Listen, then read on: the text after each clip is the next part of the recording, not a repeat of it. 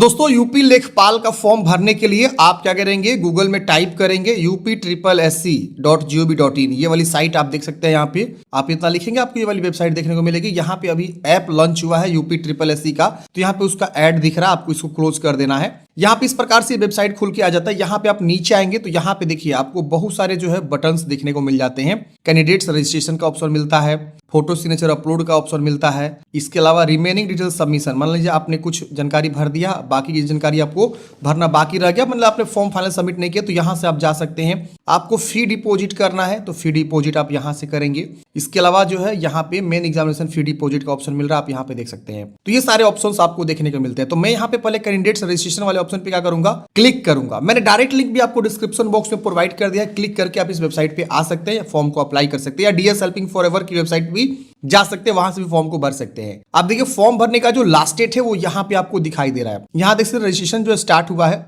वो जो है आपका 29 दिसंबर 2025 से स्टार्ट है और 28 जनवरी 2026 तक आप फॉर्म को भरेंगे। फी डिपॉजिट करने का भी लास्ट डेट आपका 28 जनवरी है। और यहाँ पे अगर मॉडिफिकेशन स्टार्ट होता है तो वो आप देख सकते हैं, जो कि 29 दिसंबर से ही आपका मॉडिफिकेशन स्टार्ट है और 4 फरवरी 2026 तक आप कुछ भी मॉडिफाई करना चाहते हैं, फॉर्म गलती भर दिया तो आप मॉडिफाई कर सकते हैं। यहाँ से एडवर्टाइजमेंट को डाउनलोड कर सकते हैं। यहाँ से आपको अप्लाई बटन मिलेगा, आप अप्लाई पे क्लिक करेंगे तो मैं एक बार एडवर्टाइजमेंट दिखा देता हूँ। इस पर आप क्लिक करेंगे तो यहाँ इस तरह से आएगा, इस पर क्लिक करेंगे तो आपका ये डिटेल एडवर्टाइजमेंट जो है वो आपका शो हो जाएगा। वो इंस्टॉल हो रहा है, मतलब डाउनलोड हो रहा है, आप यहाँ पे देख सकते हैं। इस प्रकार से आपको फॉर्म भरना है तो थोड़ा सा हम बैक जाएंगे और यहाँ पे देख सकते हैं, यहाँ पे अप्लाई बटन, इस पे क्लिक करेंगे। यहाँ पे जैसे अप्लाई बटन पे क्लिक करेंगे यहाँ पे कुछ प्रोसेसिंग लेगा, आपको थोड़ा सा वेट करना है। यहाँ पे आपको एज लिमिट दिखा रहा है, लेखपाल यहाँ वैकेंसी का नाम दिखा रहा है। यहाँ पे आप नंबर ऑफ पोस्ट देखना चाहते हैं, इस पे क्लिक करेंगे तो आपको नंबर ऑफ पोस्ट दिखाएगा 7994 पोस्ट, और यहाँ पे आपको इस तरह से देखने को मिल जाता है। और अगर आप क्वालिफिकेशन देखना चाहते हैं, इस पे क्लिक करेंगे तो आपको क्वालिफिकेशन भी दिखा देगा कि आप इंटरमीडिएट पास होने चाहिए। और यहाँ पे आपके पास जो है ना ये बताया गया है कि पीटी का, ये ध्यान रखिएगा, पीटी आपके पास जो है क्वालिफाई होना चाहिए। अगर पीटी क्वालिफाई नहीं है तो आप फॉर्म को नहीं भर सकते हैं, ये ध्यान देना है। चलिए यहाँ पे सबमिट एप्लीकेशन पे हम क्लिक करेंगे। जैसे आप इस पे क्लिक करेंगे आगे ये प्रोसेस हो जाएगा। यहाँ पे आपको इस प्रकार से जो है कुछ इंस्ट्रक्शन खुलेगा। मात्र 25 रुपए का आवेदन शुल्क आपको देना होगा। थोड़ा सा और नीचे आएंगे, यहाँ पे आपको जो है आई एग्री पे क्लिक करना है। आई एग्री, इस पे टिक करके आई एग्री पे क्लिक करेंगे। इस प्रकार से आपको सबसे पहले पीटी का रजिस्ट्रेशन नंबर मांगेगा। इसके वजह से गेट ओटीपी पे क्लिक करेंगे ना तो आपके जो रजिस्टर्ड मोबाइल नंबर है उस पर तुरंत जो है एक ओटीपी जाएगा, उसको यहाँ लिखेंगे, फिर इस कैप्चा कोड को भरेंगे और क्लिक हेयर टू प्रोसीड वाले ऑप्शन पे क्लिक करेंगे। तो जो कैंडिडेट्स 2025 पीटी क्वालिफाई है वही यहाँ पे इस फॉर्म को भर पाएगा। तो आप देख लीजिएगा, अगर आप क्वालिफाई हैं तो आप यहाँ पे फॉर्म को भरेंगे, अपना पीटी की जानकारी यहाँ भर के प्रोसीड करेंगे। तो फ्रेंड्स हमने यहाँ पे पीटी जानकारी लिख के जैसे यहाँ पे सबमिट किया, यहाँ पे देख सकते हैं तुरंत एक इस तरह से OTP sent your registered mobile number, mobile का लास्ट का 4 डिजिट शो हो रहा है और ईमेल आईडी यहाँ पे शो हो रहा है। तो हम क्या करेंगे, इसको कट करेंगे और यहाँ ओटीपी को लिखेंगे, फिर कैप्चा कोड भर के क्लिक हियर टू प्रोसीड करेंगे। जैसे ही प्रोसीड करेंगे फ्रेंड्स, आपका इस प्रकार से देखिए एप्लीकेशन फॉर्म खुल के आ जाएगा। यहाँ पे आपको इस तरह से आगे का प्रोसेस ये दिखाएगा। यहाँ पे इतने सारे स्टेप्स में आपको फॉर्म को फाइनल सबमिट कर देना है। तो एक एक स्टेप को समझते हैं कि क्या क्या यहाँ पे मांग रहा है। देखिए ऑलरेडी आपने मतलब पीटी का एग्जाम दिया हुआ था तो उस वहां से सारा जानकारी ऑटोमेटिक आपका उठा लेगा पीटी से, और पीटी एग्जामिनेशन से जो भी आपने फॉर्म भरा था वो सारा जानकारी यहाँ पे देखिए आपका उठा लिया है। यहाँ पे ये सब भी आपका ऑटोमेटिक उठा लेगा। आप यहाँ पे कुछ भी मॉडिफाई एडिट नहीं कर सकते हैं। सीधे आपको क्या करना है, नीचे आना है। यहाँ पे आपसे पूछ रहा है एक चीज, एम्प्लॉयमेंट डिटेल्स। अगर आप एम्प्लॉयमेंट डिटेल्स हैं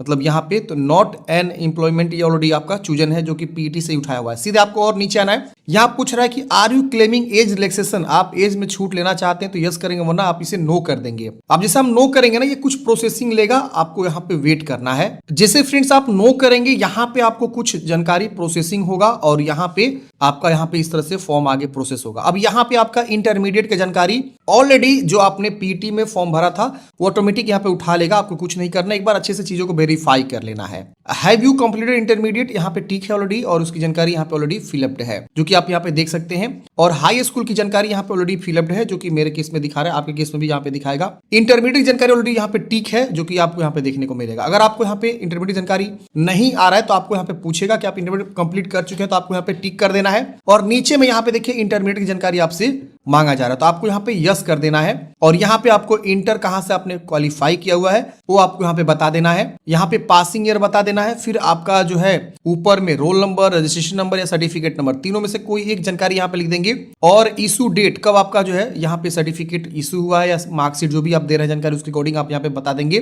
फिर यहाँ पे परसेंटेज है कि ग्रेड है, अगर परसेंटेज तो परसेंटेज चूज करेंगे और यहाँ ऑब्टेन्ड मार्क्स और टोटल मार्क्स क्या था वो बताएंगे और उसके बाद से आप यहाँ कैप्चा कोड भरेंगे, सबमिट करेंगे। तो ये आपको जो है एजुकेशनल क्वालिफिकेशन की जानकारी यहाँ पे आपको सीधे क्या करना है, नीचे आके भर देना है। यहाँ पे आपको सिर्फ नो कर देना है, अगर आप एज में छूट लेना चाहते हैं तो यस करेंगे वरना नो करेंगे, बाकी ये जानकारी आपको भर के सबमिट करना है। जैसे फ्रेंड्स आप जानकारी लिख के सबमिट करेंगे, यहाँ पे आप देखेंगे तो आपको एक रजिस्ट्रेशन नंबर मिल जाता है, आप इसको जरूर नोट कर लेंगे। इसलिए नोट करना है कि मान लीजिए सपोज आप यहाँ से जो है फॉर्म कट जाता है या नेट स्लो हो जाता है, नहीं आगे कंटिन्यू कर पाते हैं, तो इसी रजिस्ट्रेशन नंबर से आप अपने आवेदन को रिट्रीव कर सकते हैं, बार बार जितना बार चाहे उतना बार आप इसे खोल सकते हैं। अब यहाँ पे हम क्या करेंगे, सीधे अगला स्टेप आता है रजिस्ट्रेशन प्रोसीड करने का। फोटो सिग्नेचर पे हम क्या करेंगे, क्लिक करेंगे। जैसे हम इस पे क्लिक करेंगे अगला स्टेप खुल जाएगा। प्रोसीड करते हैं फ्रेंड्स, यहाँ पे आप देख सकते हैं, यहाँ पे आपको फोटो सिग्नेचर ऑलरेडी जो पीटी में आपने दिया हुआ था वही फोटो और यहाँ पे सिग्नेचर आपको शो करेगा। अगर आप चाहते हैं रिफ्रेश रीलोड करना तो आप इस पे रिफ्रेश करके रीलोड कर सकते हैं, लेकिन ये फोटो आप इसे बदल नहीं सकते हैं।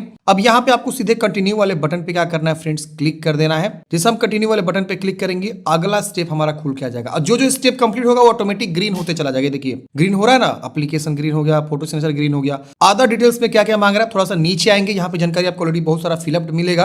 अब यहाँ पे आपको कुछ डॉक्यूमेंट्स अपलोड करने के लिए बोला गया है। देखिए यहाँ पे लिखा हुआ है अनिवार्य है ये चीजें, तो नीचे आप आएंगे तो एज प्रूफ आपको अपलोड करना है। यहाँ पे मैट्रिक का सर्टिफिकेट अपलोड करना है। इशूइंग अथॉरिटी में मतलब किस बोर्ड से आपने पास आउट किया हुआ है, कब आपने पास आउट किया वो बता दीजिएगा। सर्टिफिकेट नंबर यहाँ लिख दीजिएगा और उस डॉक्यूमेंट्स को यहाँ पे आपको अपलोड कर देना है या अपडेट पे क्लिक कर देंगे, अपडेट हो जाएगा। इसके बाद यहाँ पे आपको जो है ना अपना कास्ट सर्टिफिकेट अपलोड करना है, यानी अपडेट करना है। SC ST OBC है तो यहाँ पे इशूइंग अथॉरिटी किसके द्वारा आपने जो है वो सर्टिफिकेट बनवाया हुआ है, वो सर्टिफिकेट ऊपर लिखा रहता है। इशू डेट कब का बनवाया हुआ है और उसका सर्टिफिकेट नंबर क्या है लिख देंगे और अपडेट वाले बटन पे क्या करेंगे, क्लिक करेंगे तो यहाँ पे अपडेट हो जाएगा। ये अनिवार्य है, आपको देना जरूरी है, इसकी जानकारी आपको बताना है। नीचे आएंगे तो यहाँ पे आपसे टेरिटोरियल आर्मी के बारे में पूछेगा, ये नो करना चाहते तो नो करेंगे, यस करना चाहते यस करेंगे।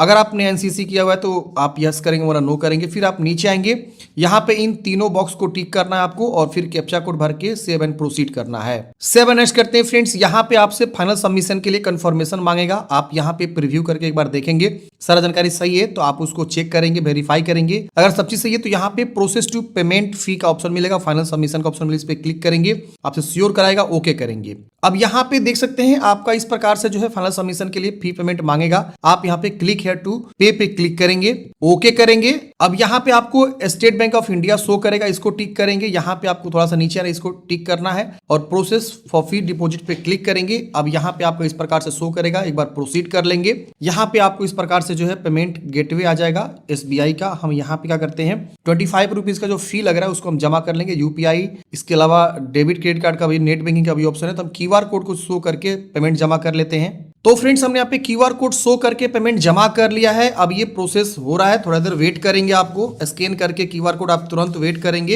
ये नहीं कि पेज को रिफ्रेश रिलोड करेंगे। हाँ देखिए टाइमिंग भी चल रहा है, 4 मिनट 35 सेकंड तक आपको वेट करना है। उसके पहले ही आपका ये रिफ्रेश होगा पेज ऑटोमेटिक और आपको जो है पेमेंट सक्सेसफुली हो जाएगा और आपको तुरंत प्रिंट आउट भी मिल जाएगा। ये देखिए प्रोसेस होना शुरू हो गया, ये देखिए हो गया।